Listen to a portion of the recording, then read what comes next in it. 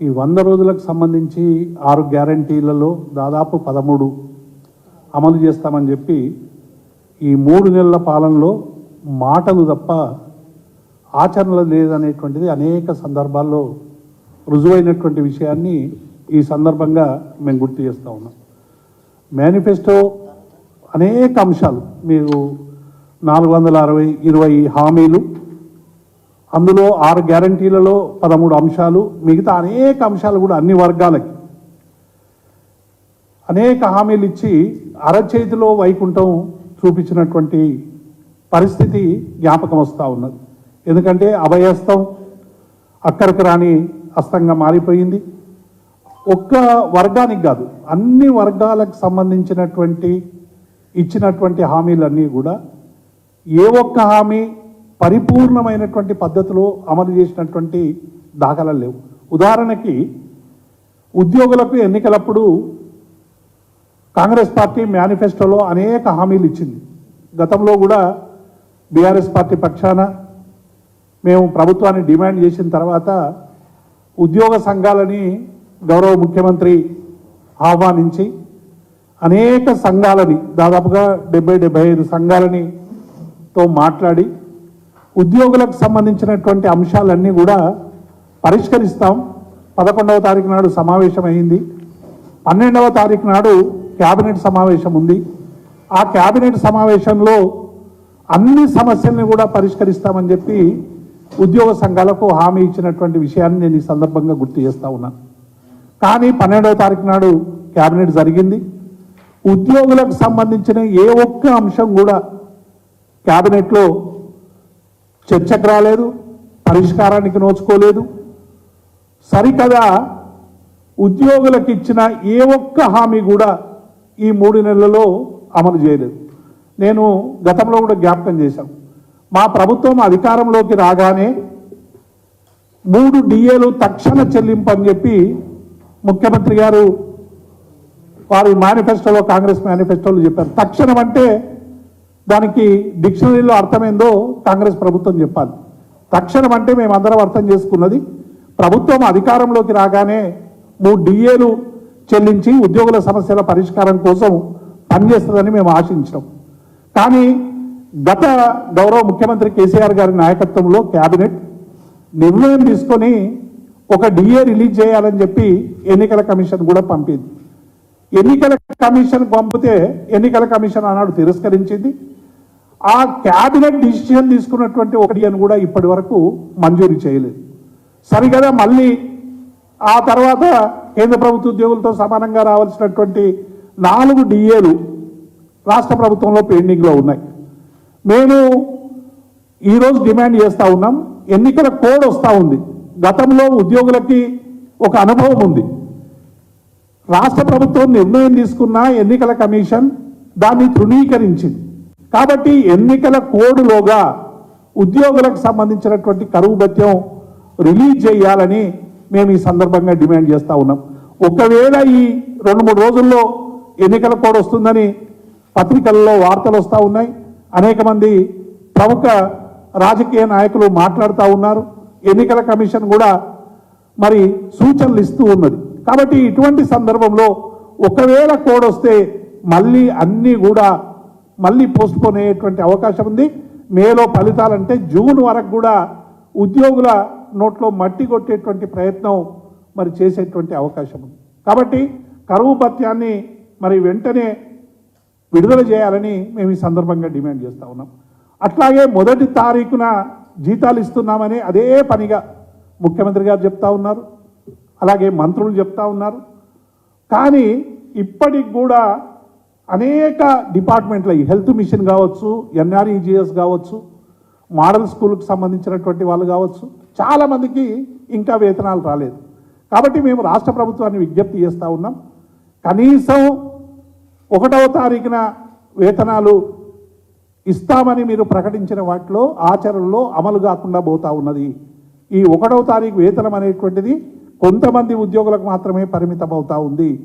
ఈ పరిమితిని ఎత్తివేసి రాష్ట్ర ప్రభుత్వంలో పనిచేస్తున్న ఉద్యోగులకు, ఉపాధ్యాయులకు, కాంట్రాక్ట్ ఉద్యోగులకి, అవుట్సోర్సింగ్ ఉద్యోగులకి పార్ట్ టైం ఉద్యోగులకి అందరికీ కూడా వేతనాలు వచ్చే విధంగా మరి ప్రభుత్వం ప్రయత్నం చేయాలని మేము ఈ సందర్భంగా విజ్ఞప్తి చేస్తూ ఉన్నాం. ఎందుకంటే ఇప్పుడు కోడ్ లేదు కాబట్టి ప్రభుత్వం నిర్ణయం తీసుకునేటువంటి అవకాశం ఉంది.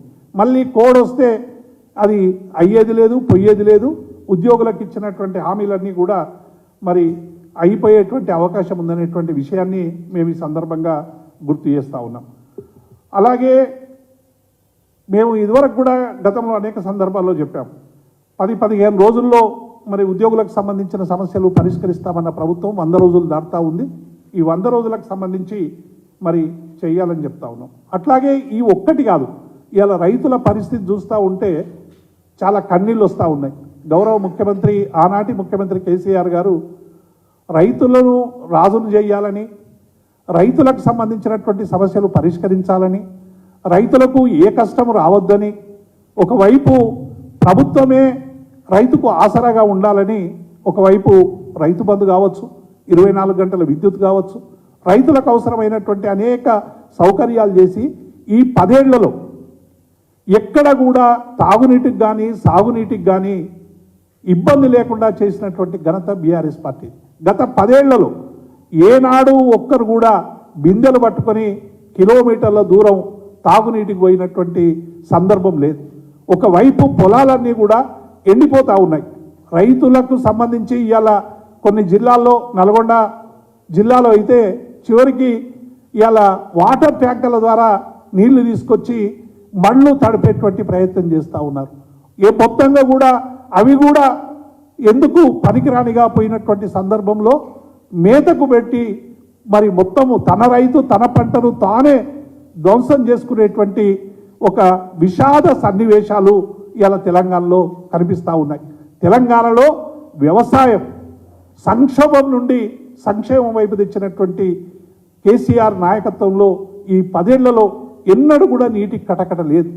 చివరికి ఇలా హైకోర్టు కూడా మరి మనం చూసినాం పత్రికలలో, తాగునీటి కోసం కొడంగల్ సీఎం గారి నియోజకవర్గం, కొడంగల్లో కూడా రైతు మరి తాగునీటి కోసం మరి ఎట్లా తల్లడిల్లుతున్నారో ప్రజానీకం అనేటువంటిది ఇలా మాధ్యమాలలో ఫోటోల్లో కూడా వచ్చింది. ఖమ్మంలో తాగునీటి కోసం ధర్నాలు చేస్తున్నటువంటి సందర్భాన్ని చూశాం. రైతులు మాకు నీళ్ళు ఇవ్వండి అని ప్రభుత్వాన్ని డిమాండ్ చేస్తూ అనేక ప్రాంతాల్లో అడుగుతున్నటువంటి స్థితిని చూస్తూ ఉన్నాం. కాబట్టి ప్రభుత్వం ముందు చూపు లేకుండా కేవలం కేసీఆర్ గారి గత ప్రభుత్వానికి సంబంధించినటువంటి అనేక సంక్షేమ పథకాలని, అభివృద్ధి పథకాలని వాటిలో లోపాలు ఎత్తేటువంటి ప్రయత్నమే చేస్తూ ఉన్నది తప్ప పరిపాలనపై సరైనటువంటి దృష్టి లేదు అనేటువంటి విషయాన్ని మేము ఈ సందర్భంగా గుర్తు చేస్తూ ఉన్నాం.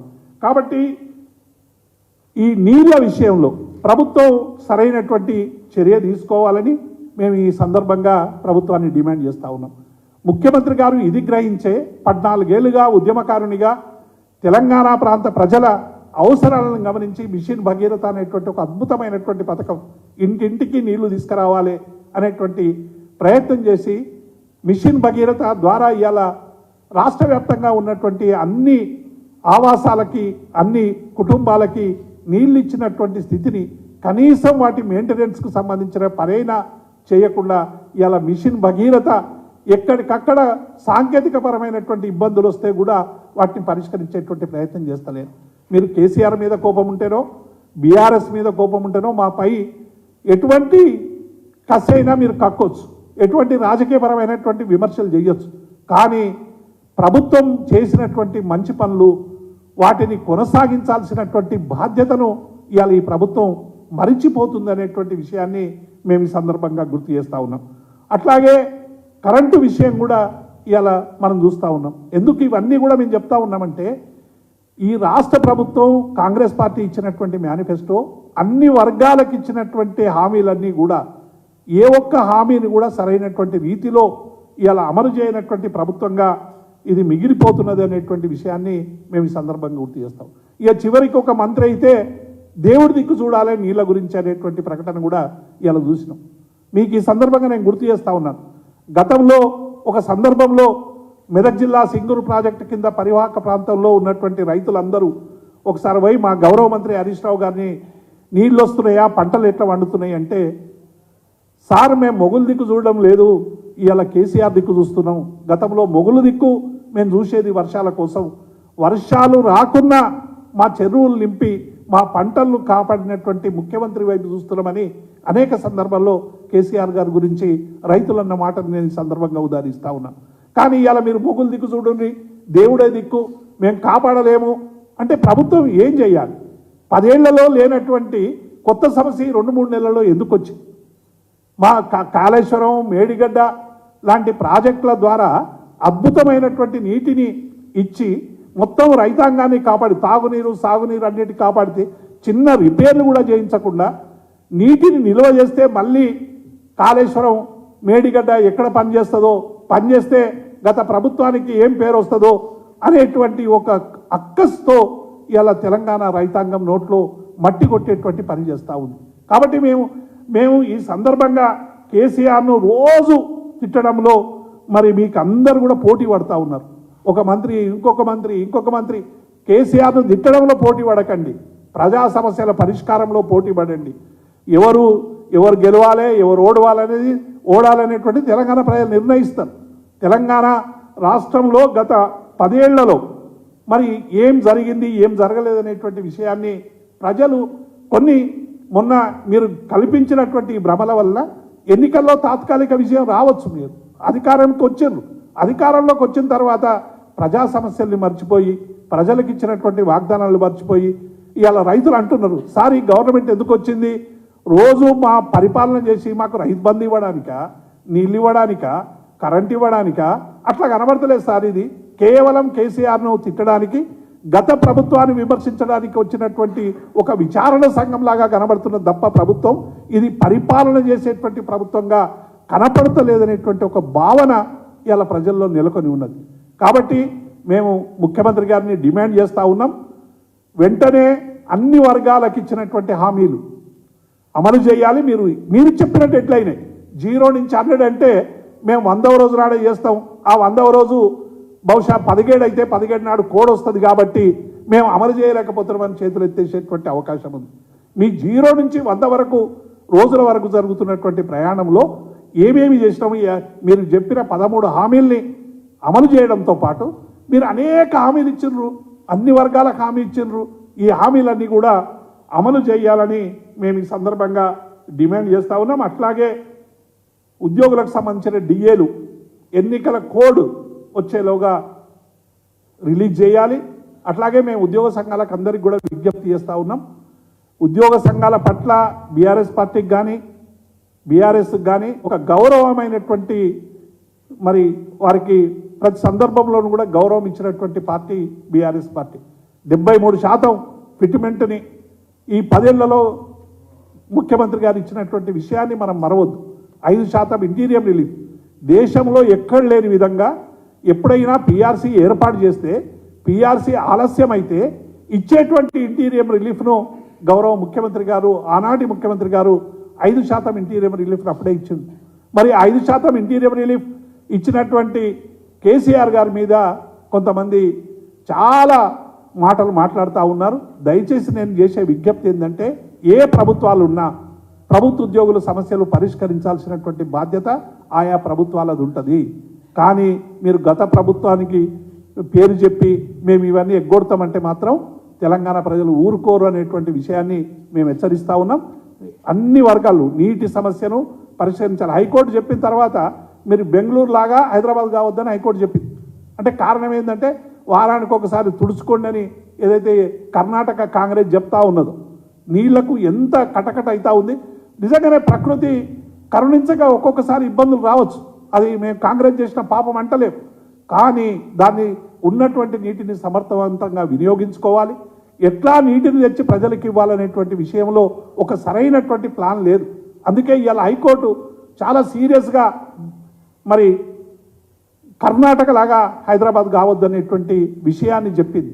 వీటినన్నింటినీ దృష్టిలో పెట్టుకొని రాష్ట్ర ప్రభుత్వం ఈ సమస్యల పరిష్కారం కోసం కదలాలని, ఇక పార్లమెంటుకు సంబంధించి కూడా ఏమనంటే ఎన్నికల్లో తెలుసుకుందాం, ఎన్నికల్లో పోదాం, ఇటువంటి రాజకీయపరమైనటువంటి విమర్శలు. బీఆర్ఎస్కి ఎన్ని సీట్లు ఇవ్వాలి, కాంగ్రెస్కి ఎన్ని సీట్లు ఇవ్వాలి, బీజేపీకి ఎన్ని సీట్లు ఇవ్వాలనేది ఆయా పార్టీలు నిర్ణయించే ప్రజలు నిర్ణయిస్తారు. ప్రజల మీద మాకు అత్యంత విశ్వాసం ఉంది. గత ఈ 100 రోజుల పరిపాలనలో రాష్ట్ర ప్రభుత్వం అనుసరిస్తున్నటువంటి ప్రజా వ్యతిరేక విధానాలు కావచ్చు, ఇచ్చిన హామీలు ఉల్లంఘన కావచ్చు, గత ప్రభుత్వం మీద చేస్తున్నటువంటి ఎదురుదాడి కావచ్చు, ఇవన్నీ తెలంగాణ ప్రజల మనసుల్లో నిక్షిప్తమైనవి.